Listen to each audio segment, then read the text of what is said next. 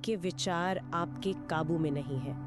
क्या आपका दिमाग एक ऐसी ट्रेन है जो बिना रुके दौड़ रही है और आप सिर्फ एक यात्री हैं? क्या होगा अगर हम उस ट्रेन का कंट्रोल अपने हाथ में ले सके? आज हम इसी सवाल का जवाब ढूंढने की कोशिश करेंगे डेरियस फूरू की किताब think straight, change your thoughts, change your life की दुनिया में उतरकर। और ये किताब मतलब सिर्फ पॉजिटिव सोचने के बारे में नहीं है। हाँ, ये उससे कई ज्यादा गहरी है।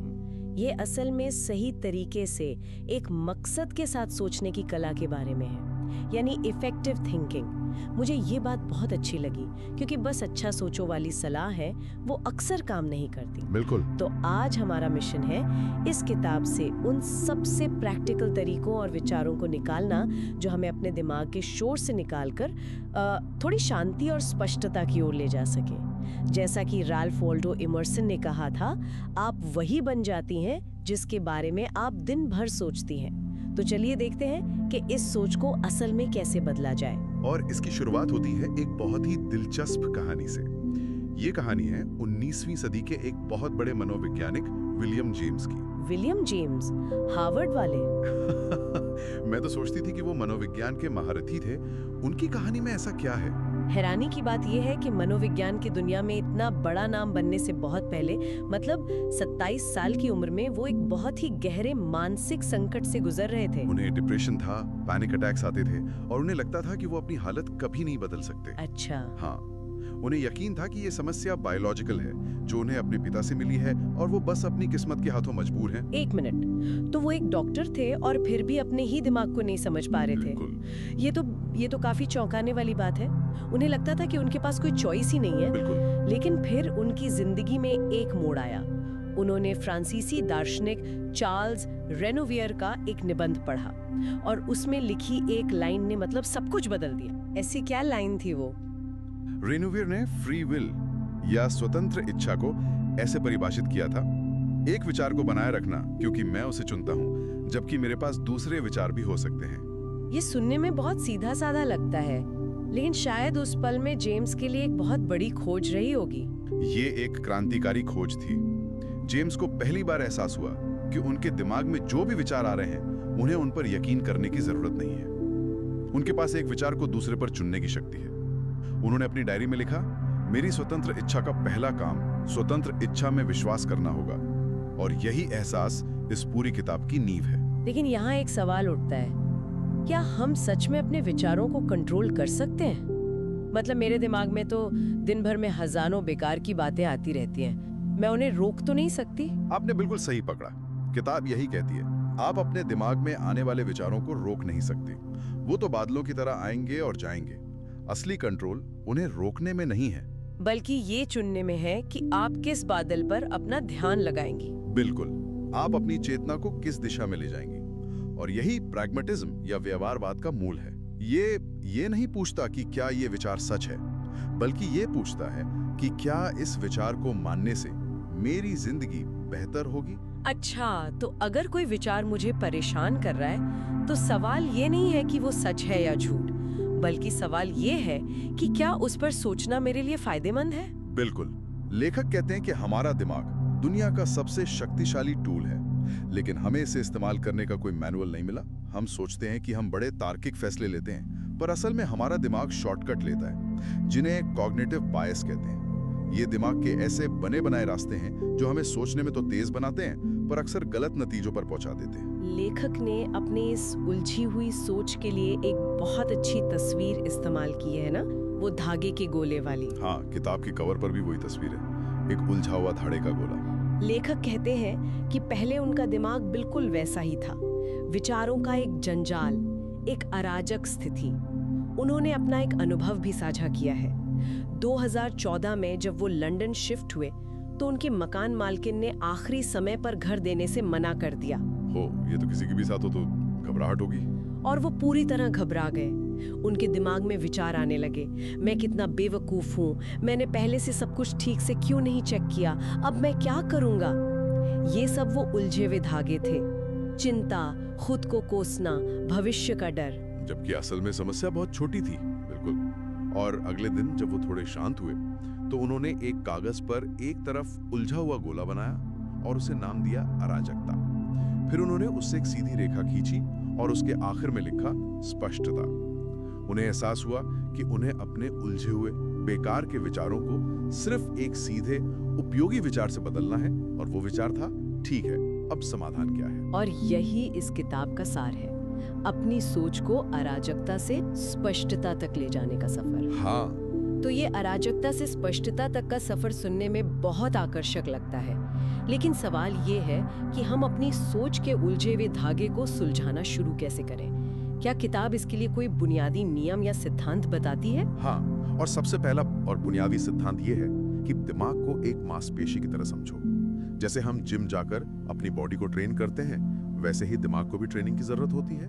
हम अक्सर अपने दिमाग को आराम देना पसंद करते हैं, नेटफ्लिक्स देखते हैं या सोशल मीडिया पर स्क्रॉल करते हैं। मतलब उसे चुनौती नहीं देते। बिल्कुल, जबकि उसे मजबूत बनाने के लिए उसे चुनौती देना जरूरी है। जैसा कि स्टोइक दार्शनिक एपिक्टेटस ने कहा था, स्पष्ट सोच के लिए उचित प्रशिक्षण की आवश्यकता होती है। और ये ट्रेनिंग किस तरह की होगी? इसका आधार क्या है? इसका आधार वही प्रैग्मेटिज्म का विचार है। जॉन ड्यूई का एक मशहूर कथन है, सत्य वो है जो काम करता है। इसका मतलब ये नहीं कि हम किसी भी झूठ को सच मान लें। इसका मतलब ये है कि हमें विचारों को इस कसौटी पर परखना चाहिए कि क्या वे हमारे जीवन में व्यावहारिक रूप से उपयोगी हैं। इसी आधार पर किताब विचारों को दो हिस्सों में बांटती है, उपयोगी और अनुपयोगी। और लेखक का मानना है कि हमारे 99% विचार अनुपयोगी होते हैं। 99%, ये आंकड़ा तो बहुत बड़ा लगता है। हाँ, ये चौंकाने वाला है, लेकिन जब आप इस पर सोचते हैं तो ये समझ आता है। ये सिर्फ बड़ी बड़ी चिंताओं के बारे में नहीं है, बल्कि उन छोटी छोटी बातों के बारे में भी है जो हम दिन भर सोचते हैं। जैसे, उसने मुझे मैसेज का जवाब क्यों नहीं दिया, या ट्रैफिक इतना ज्यादा क्यों है। सही बात है। ये विचार हमारी मानसिक ऊर्जा तो लेते हैं, पर नतीजा कुछ नहीं देते। तो फिर हम इस जाल से कैसे बचें? किताब इसके लिए एक बहुत ही सरल लेकिन शक्तिशाली नियम देती है। सिर्फ उन चीजों के बारे में सोचें जिन्हें आप नियंत्रित कर सकते हैं। किताब में एक तस्वीर है जिसमें एक बड़ा गोला है जिस पर लिखा है आपके नियंत्रण से बाहर, और उसके अंदर एक बहुत छोटा गोला है आपके नियंत्रण में। और इस छोटे गोले में क्या क्या आता है? बहुत कम चीजें, आपकी इच्छाएं, आपके कार्य, आपके शब्द और आपके इरादे, बस। बाकी सब कुछ, अतीत, भविष्य, दूसरे लोग आपके बारे में क्या सोचते हैं, मौसम, अर्थव्यवस्था, ये सब उस बड़े गोले में आता है। इन पर सोचना मतलब अपनी ऊर्जा को एक खाई में फेंकना है। ठीक है, तो अगर 99% विचार बेकार हैं और हमें सिर्फ उन चीजों पर सोचना है जो हमारे कंट्रोल में है, तो वो 1% उपयोगी विचार कौन से हैं? हमें असल में सोचना क्या चाहिए? किताब दो तरह के उपयोगी विचारों की पहचान करती है। पहला है समस्याओं को हल करने के बारे में सोचना। लेखक कहते हैं कि एक समस्या असल में सिर्फ एक अनुत्तरित प्रश्न है, तो अपने दिमाग का इस्तेमाल उसका जवाब खोजने के लिए करें। जैसे, मैं अपनी आमदनी कैसे बढ़ा सकता हूँ, या मैं इस रिश्ते को कैसे सुधार सकता हूँ। ये तो समझ आता है, मतलब प्रैक्टिकल प्रॉब्लम सॉल्विंग। लेकिन क्या सिर्फ यही एक तरीका है? क्या कुछ नया सीखना ये भी एक उपयोगी सोच नहीं है? आपने बिल्कुल सही सवाल पूछा, और यही दूसरा प्रकार का उपयोगी विचार है। ज्ञान को समझना और उसे लागू करना, यानी नई जानकारी हासिल करना और फिर ये सोचना कि मैं इस ज्ञान का इस्तेमाल अपनी जिंदगी, अपने करियर या अपने रिश्तों को बेहतर बनाने के लिए कैसे कर सकता हूँ। इन दो चीजों के अलावा बाकी सब कुछ सिर्फ शोर है। ये तो बहुत ही साफ फिल्टर है, प्रॉब्लम सॉल्विंग और ज्ञान का एप्लीकेशन। अच्छा, तो अब अगर हम ये करना चाहते हैं तो क्या किताब हमें कुछ ठोस तकनीकें या टूल्स भी देती है? हाँ बिल्कुल, और पहली तकनीक एक मानसिकता का बदलाव है। हमें यह समझना होगा कि जीवन सीधा नहीं है। हम अक्सर सोचते हैं कि किसी लक्ष्य तक पहुंचने का रास्ता पॉइंट ए से पॉइंट बी तक एक सीधी रेखा में होता है, जैसा कि हम फिल्मों में देखते हैं या अपनी कल्पना में सोचते हैं। बिल्कुल, लेकिन किताब में एक चित्र है जो दिखाता है कि हमारी कल्पना एक सीधी रेखा है, जबकि वास्तविकता एक घुमावदार टेढ़ा मेढ़ा रास्ता है। जब हम इस हकीकत को स्वीकार कर लेते हैं तो हम असफलताओं और अप्रत्याशित मोड़ों से निराश नहीं होते। हम उन्हें प्रक्रिया का एक हिस्सा मानकर आगे बढ़ते रहते हैं। यानी उम्मीद सीधी रेखा की मत करो तो टेढ़े मेढ़े रास्ते से हैरानी नहीं होगी। ये अच्छी बात है। और कौन सी तकनीक है? दूसरी तकनीक है अपने दिमाग पर पूरी तरह से भरोसा ना करना। जैसा कि हमने पहले बात की थी, हमारा दिमाग कॉग्निटिव बायसेस से भरा है। इसका एक क्लासिक उदाहरण है कंफर्मेशन बायस, जहां हम केवल वही जानकारी खोजते और याद रखते हैं जो हमारी पहले से बनी हुई मान्यताओं का समर्थन करती है। हाँ, ये तो हम सोशल मीडिया पर हर रोज देखते हैं। लोग सिर्फ वही पढ़ते हैं जो वो पहले से मानते हैं। तो इसका समाधान क्या है? ज्यादा रिसर्च करना? दिलचस्प बात यह है कि लेखक कहते हैं कि इसका समाधान ज्यादा ज्ञान नहीं, बल्कि एक तटस्थ दृष्टिकोण है। एक ऐसा नजरिया जो धारणाओं को तथ्यों से अलग करता है। हमें अपनी भावनाओं पर नहीं, बल्कि ठोस सबूतों पर ध्यान देना चाहिए। एक और तकनीक जो मुझे किताब में बहुत दिलचस्प लगी, वो थी सोचने के लिए समय लेने वाली बात। हमें तो हमेशा यही सिखाया जाता है कि होशियार लोग बहुत तेजी से जवाब देते हैं, है ना? किताब इस धारणा को पूरी तरह से चुनौती देती है। लेखक डेरेक सेवर्स का उदाहरण देते हैं, जो एक सफल उद्यमी है और खुद को धीमा विचारक कहते हैं। उनका मानना है कि हमारी पहली प्रतिक्रिया अक्सर पुरानी या भावनात्मक होती है। इसलिए जल्दबाजी में कोई अधूरा जवाब देने से बेहतर है ये कहना कि मुझे नहीं पता, मुझे इस पर सोचने के लिए थोड़ा समय चाहिए। और एक आखिरी तकनीक जो शायद सबसे रचनात्मक है, अपने विचारों को ड्रॉ करें। ये थोड़ा अजीब लग सकता है। ये अजीब लग सकता है, लेकिन ये बहुत शक्तिशाली है। लियोनार्डो दा विंची को याद कीजिए, वो अपने विचारों को शब्दों के साथ साथ चित्रों में भी कैद करते थे। जब हम किसी विचार को चित्रित करने की कोशिश करते हैं तो हमारा दिमाग शब्दों के लगातार चलने वाले शोर से आजाद हो जाता है। हमें एक नई तरह की स्पष्टता मिलती है। और लेखक ने बताया कि ये पूरी किताब भी एक ड्राइंग से ही शुरू हुई थी। वही अराजकता से स्पष्टता वाली। हाँ, वही। उन्होंने पहले उस विचार को एक कागज पे ड्रॉ किया और फिर उस एक तस्वीर पर ये पूरी किताब लिख दी। कमाल है। तो अब हमारे पास ये सिद्धांत और तकनीकें हैं, लेकिन थ्योरी और प्रैक्टिस में अक्सर एक बड़ा फासला होता है। इन्हें असल जिंदगी में कैसे लागू किया जाए? पहला कदम क्या है? इसका पहला और सबसे महत्वपूर्ण कदम है खुद को जानना। देकार्त ने कहा था, दुनिया को जीतने के बजाय खुद को जीतो। किताब आत्मज्ञान के महत्व पर बहुत जोर देती है। जब तक आप ये नहीं समझेंगे कि आपकी ताकत क्या है, आपकी कमजोरियां क्या है, आपके मूल्य क्या है, आप हमेशा गलत निर्णय लेते रहेंगे। लेखक ने अपना अनुभव भी बताया है कि कैसे उन्होंने ऐसे काम किए जो उनके व्यक्तित्व से मेल नहीं खाते थे और नतीजा हमेशा बुरा ही निकला। बिल्कुल। उनका कहना है कि जीवन में ज्यादातर चीजें शायद आपके लिए है ही नहीं।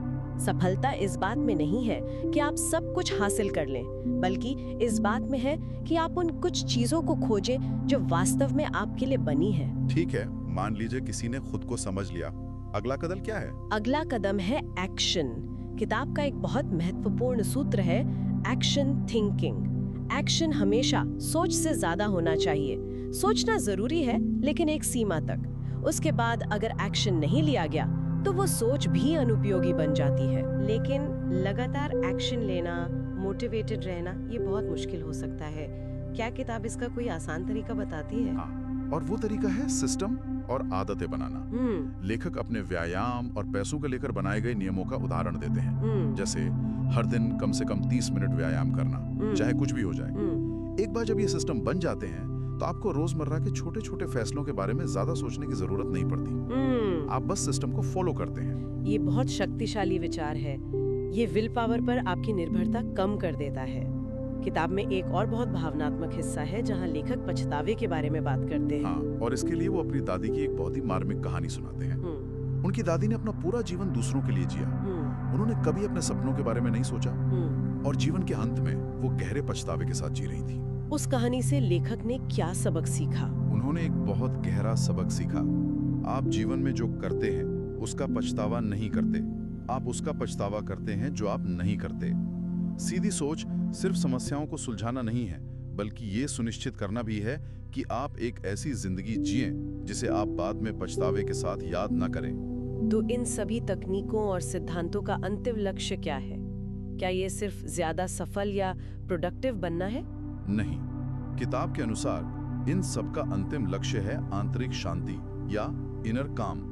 ये मन की वो अवस्था है जहां आप किसी भी परिस्थिति में, चाहे अच्छी हो या बुरी, शांत और स्थिर रहते हैं। लोग इसे पाने के लिए ध्यान या माइंडफुलनेस का अभ्यास करते हैं, जो कभी-कभी बहुत जटिल लग सकता है। बिल्कुल, लेकिन किताब इसे बहुत सरल रखती है। लेखक कहते हैं, आपको किसी खास जगह की जरूरत नहीं है। बस कहीं भी बैठे हैं, अपनी आंखें बंद करें, अपने विचारों के साथ रहें, उन्हें एक दर्शक की तरह देखें और फिर उन्हें अनदेखा कर दें, उन्हें जाने दें। इसका अभ्यास कहीं भी कभी भी किया जा सकता है। तो आज की इस गहरी चर्चा को अगर समेटे तो हमारे विचार हमारी हकीकत बनाते हैं, लेकिन अच्छी खबर यह है कि हमारे पास ये चुनने की शक्ति है कि हम किन विचारों पर ध्यान देंगे। सोचना एक कौशल है जिसे एक मांसपेशी की तरह ट्रेनिंग की जरूरत है, और हमारा लक्ष्य अराजकता के उलझे हुए धागे से निकलकर स्पष्टता की सीधी रेखा तक पहुंचना है। बिल्कुल, और ये केवल उपयोगी और नियंत्रणीय चीजों पर ध्यान केंद्रित करके ही संभव है। और किताब का अंत विलियम जेम्स के एक और प्रेरक कहानी के साथ होता है, जो इस पूरी बात को एक बड़े परिप्रेक्ष्य में रखती है। जब प्रैग्मेटिज्म का सिद्धांत प्रसिद्ध हुआ तो जेम्स ने इसका सारा श्रेय खुद लेने के बजाय अपने दोस्त चार्ल्स सैंडर्स पियर्स को दिया, जो उस समय गुमनामी में जी रहे थे। ये दिखाता है कि सीधी सोच सिर्फ व्यक्तिगत सफलता या अपनी शांति पाने के बारे में नहीं है। सही कहा, इसका एक बड़ा मकसद भी हो सकता है। जेम्स का मानना था कि जीवन का सबसे बड़ा उपयोग इसे किसी ऐसी चीज पर खर्च करना है जो इसके बाद भी बनी रहे। तो यहाँ एक विचार है जिसके बारे में सोचा जा सकता है, सिर्फ अपने दिमाग को व्यवस्थित करने और व्यक्तिगत सफलता पाने से आगे बढ़कर सीधे सोच हमें किसी ऐसी चीज में योगदान करने में कैसे मदद कर सकती है जो हमसे भी बड़ी हो।